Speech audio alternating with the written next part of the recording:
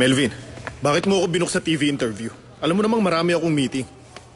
Sir, yun ang utos sa akin ni Chairman. Inutos niya? Promotion din naman yun sa brand natin. Kaya wala po akong nakikitang mali.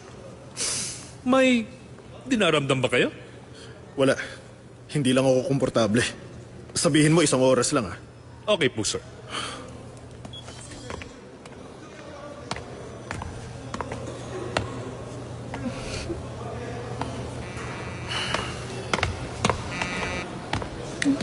Hello, Jeffrey?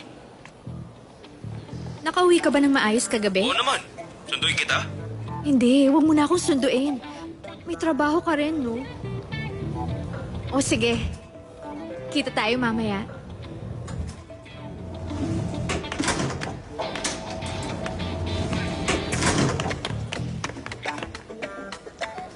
Director Cha, hindi ka papasok? Melvin, sabihan mo nga yung nutritionist. Packed lunch? Para sa grupo? Gusto ni sir na maghanda ka ng lunch para sa TV crew na mag-shoot ng interview. Para sa 10 katao. Pero bakit pati sila gagawin ko? Basta, yun ang gusto ko. Yan mismong sinabi niya. At sa dinner, meron siya meeting sa branding team. Gusto rin ni sir na ipagluto mo sila ng dinner. Pang 20 katao. Kung ganong karaming tao, magpa-deliver na lang. Hindi posible, no? Magpa-deliver. Hindi yung posible. Okay, naintindihan ko po.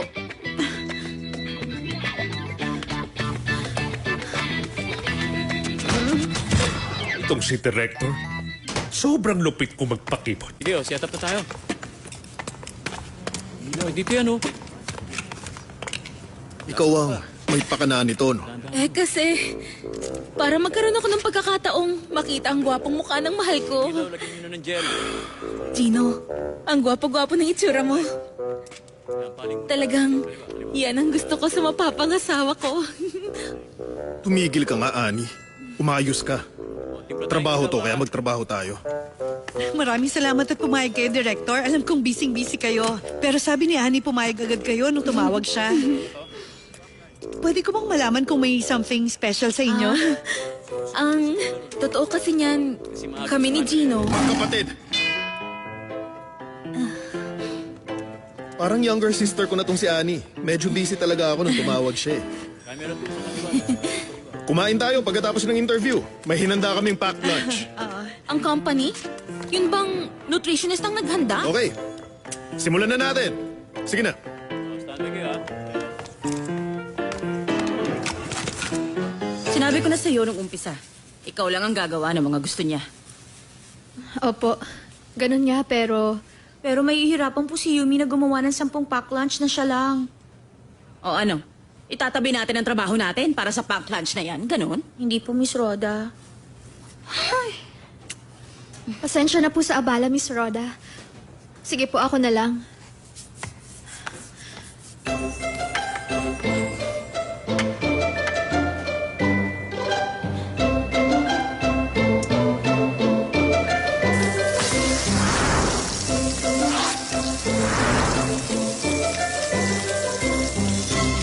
Sa pamamagitan ng 3D patent technology, nakagawa kami ng underwear line na talagang optimized para sa mga lalaki.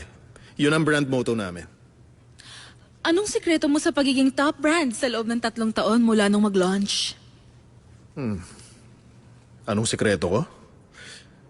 Ako mismo, si Gino Cha.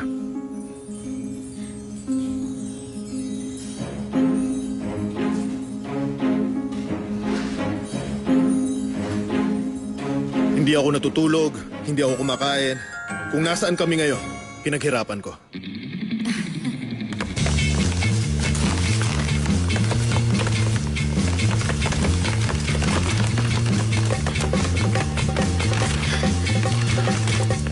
Yumi, sorry, dito na lang.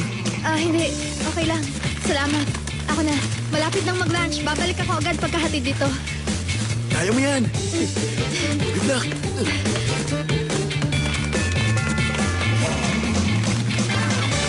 So, malamang kahit sa pakikipag-date, wala kang time dahil busy ka.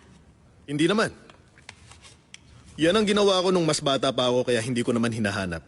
Ah, ganun ba? Pero sa edad mo, hindi ka ba nag-iisip magpakasal? Hindi pa naman. Director Cha, pwede ba kitang tanungin ng personal? Hindi. Isang tanong lang. Hindi, wag na. Sige na, isa lang. Wag na lang. Anong tingin mo sa akin? Sabi ko sa'yo, mag-on ang dalawang yan eh. Yun nga yata ang gustong sabihin ni Annie kanina eh.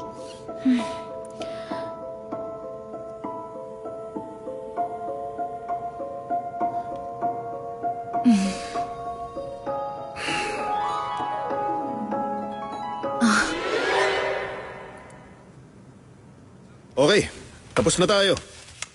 Mukhang sapat na yung interview para sa program.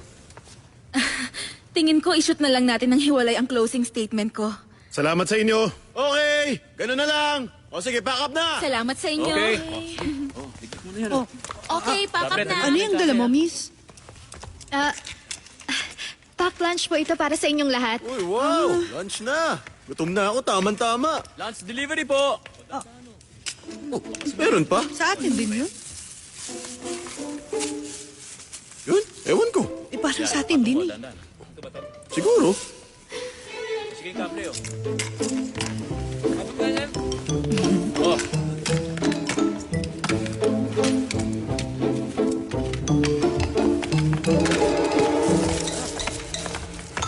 O sige, final na to.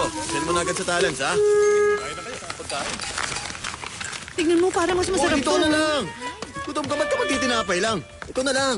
Ha? Kanin para mabigat. Sarap.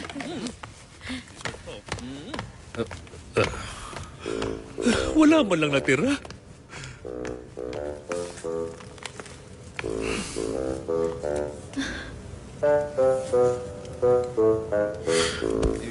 Ano to ha? Nagpa-order ako para sa lahat. Para hindi ka na mamroblema. Pasasalamat ko dahil pumayag ka sa interview. Ano ka ba? Naku, sorry.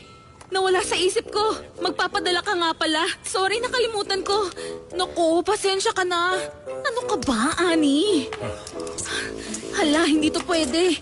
Kainin na lang din natin ang pagkain na pinadala mo, ha? Mukha namang masarap eh. Sa itsura pa lang.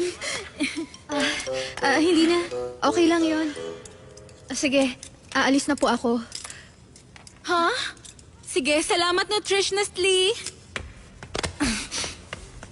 Hindi ka pwedeng umalis ng ganyan. Nandito pa sila direct. Anong sasabihin nila pag umalis ka? Kumain ka. Ani, wala kang maririnig sa akin dahil teritoryo mo to. Pero tama na ang ginagawa mo. Pwede? Upo ka pa sa editing. Hindi ako lusa. Okay. Nakakabwisit.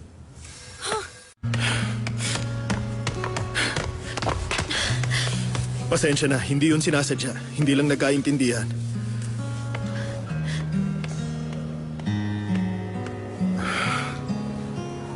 Director Cha,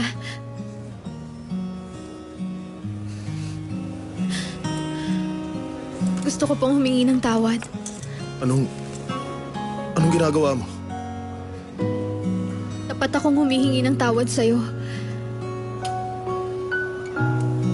Nasira ko ang proposal mo. Anong sinasabi mo? Anong proposal? Yung jewelry box. Alam kong kaya ka galit sa akin dahil nasira ko yung regalo mo kay Annie Ju.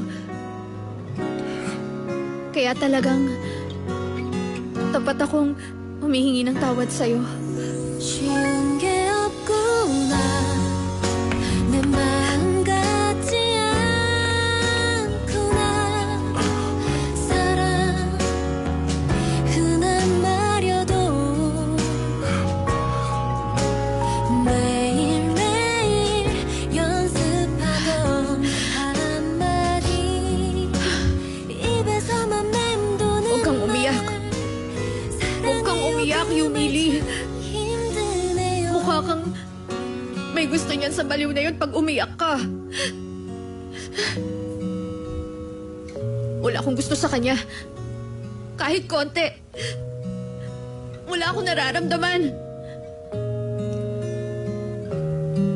Hindi mo ako matatalo. Tumigil ka nga riyan. Kailangan mo na mag-practice ng todo, Judy. Yari ka ngayon. Ayoko sa'yo.